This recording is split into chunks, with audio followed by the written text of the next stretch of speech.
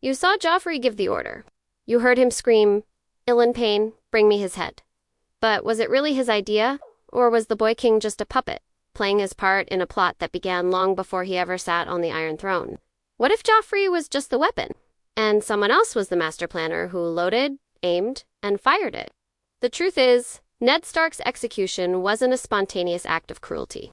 It was an assassination, years in the making.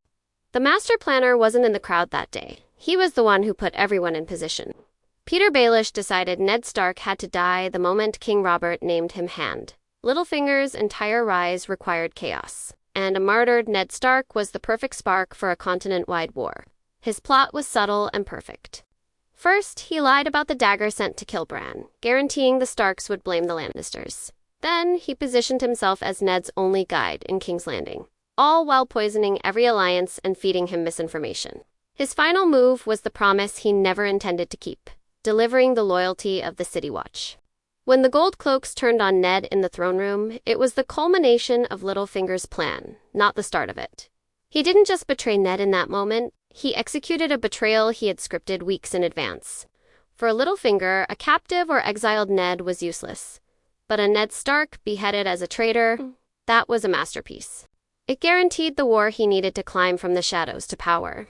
He built the trap, set the bait, and watched Ned walk right into it. So we have a master planner in the shadows.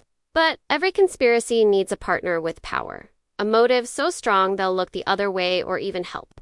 The partner in this plot was the Queen. The question is, was Cersei Lannister Littlefinger's pawn, or was she playing her own deadlier game? Cersei Lannister's plot against Ned Stark wasn't about chaos. It was about survival. From Ned's first day as Hand, he was a living threat. He was digging toward the one secret that would get her and her children executed. The truth about Joffrey's birth? Her initial move was to manipulate him, to make him an ally through shared secrets. But Ned Stark didn't play that game.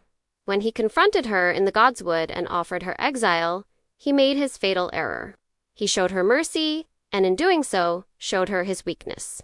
In Cersei's eyes, mercy was a fatal flaw. It proved he knew the truth, and was too honorable to act before she did. That's when her plot became lethal. She accelerated Robert's death, seized the throne, and moved to crush Ned not as a man, but as a political force. Her goal was clean, quiet, and political. A forced confession, a trip to the Night's Watch, and a silenced enemy forever. She was conspiring for his disgrace and disappearance, not his public execution. But here's the crucial link to Littlefinger. She didn't need to conspire with him. She only needed to want the same outcome. Littlefinger created the chaos that made her desperate move possible. She was the willing partner, acting on a parallel path. Her own motives perfectly aligning with his scheme to destroy Eddard Stark. A master planner? A willing partner? The stage was perfectly set for a political end. A quiet trip to the Night's Watch. But a plot is only as strong as its weakest point. And in this conspiracy, the weakest point was also the one holding the sword. Joffrey Baratheon was not a plotter. He was the loaded weapon everyone else pointed at Ned Stark. Littlefinger created the conflict. Cersei created the moment of crisis. But they both assumed the weapon would fire on command. They were wrong. Joffrey's decision to execute Ned was not part of any plan. It was a spontaneous, brutal act of a boy drunk on absolute power. Think about the scene. The deal was done. Ned had confessed. The path to the wall was clear. Varys had secured the peace.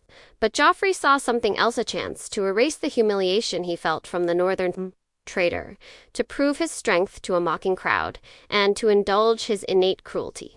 When he shouted for Sir Ilyn Payne, he wasn't following a conspiracy. He was destroying it. The genuine shock on Cersei's face, on Varys's face, that's the proof. Their careful plots shattered in an instant, because the weapon they thought they controlled had its own trigger. Joffrey didn't conspire to kill Ned Stark. He used the opportunity others gave him to become a king who ruled by fear, not by politics. The sword has fallen, the blood is spilled. The conspiracy appears to be over. But is it? In the wake of a murder, the most powerful people in the realm don't just clean up the mess. They decide what the mess means. The deed is done. In any just world, the story would end here with outrage, with consequences. But in Westeros, the story was just beginning. Because the final, and most powerful, conspiracy against Ned Stark wasn't plotted before his death. It was ratified after. This conspiracy had no secret meetings. It was a silent, unanimous decision by the powerful to treat Ned Stark's murder not as a crime, but as a new political fact. The architect of this acceptance was Tywin. When word reached him at Harrenhal, he did not rage at his grandson's stupidity.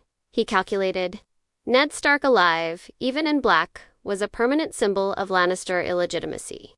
Ned Stark dead made his son Robb an undeniable rebel. It unified the West under a banner of righteous retaliation. Tywin Lannister didn't punish Joffrey. He adapted his entire war strategy to capitalize on the murder. He made the death useful, and he wasn't alone. Look at the small council. Pycelle nodded his approval. Varys recalculated his schemes around the corpse. Renly fled, choosing to start his own game rather than challenge the atrocity. Not one lord declared the act unforgivable. They all absorbed the same brutal lesson.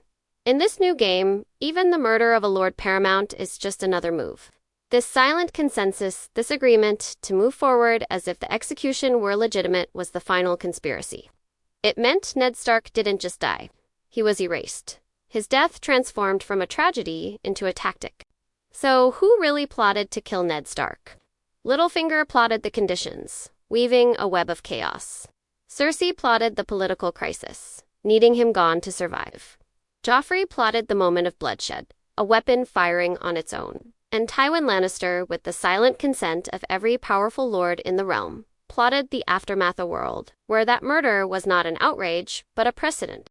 Ned Stark wasn't killed by one plot. He was dismantled by the very structure of Poawa's system, where honor is a vulnerability, and everyone, even those who seem shocked, is complicit. If this changed how you see the story, hit subscribe. Thank you.